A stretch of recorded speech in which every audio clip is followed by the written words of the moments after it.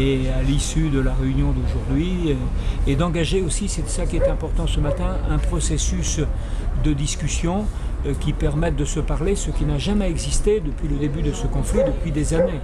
Les gens se connaissent, ne se sont jamais parlé, ni avec Michel Tharin, ni avec Julien Durand, qui est le porte-parole de la CIPA.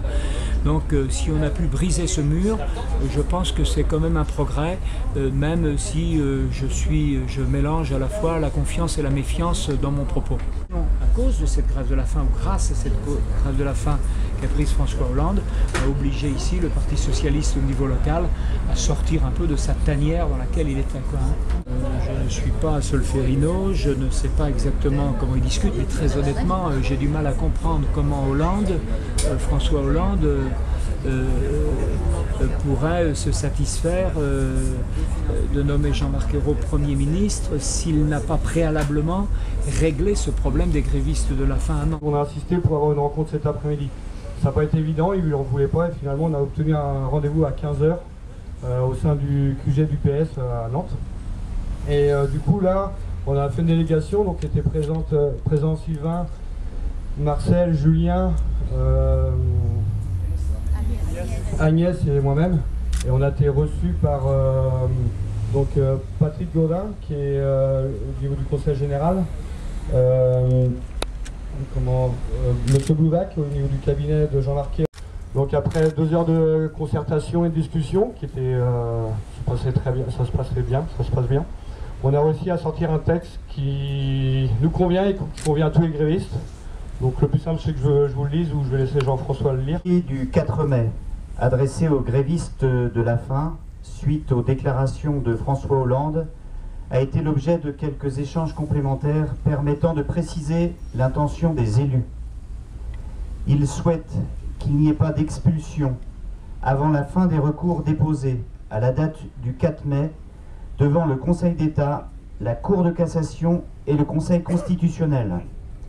Cette déclaration concerne les exploitants agricoles et les habitants de la zone de la DUP installés sur la zone avant la déclaration d'utilité publique, ayant refusé à ce jour les procédures amiables.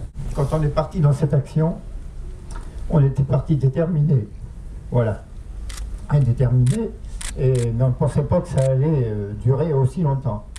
C'est vrai que j'ai été surpris et déçu à la fois du temps qu'il a fallu pour que nos élus prennent la dimension de notre engagement, mais aussi la chose qu'on demandait. Enfin, ce qu'on demandait n'était quand même pas quelque chose d'insurmontable. La première, c'était clair. C'est pour nous, il s'agissait de ne pas quitter ce territoire tant qu'on avait l'assurance que ce projet se ferait ou ne se ferait pas. Mais ça, c'était notre détermination.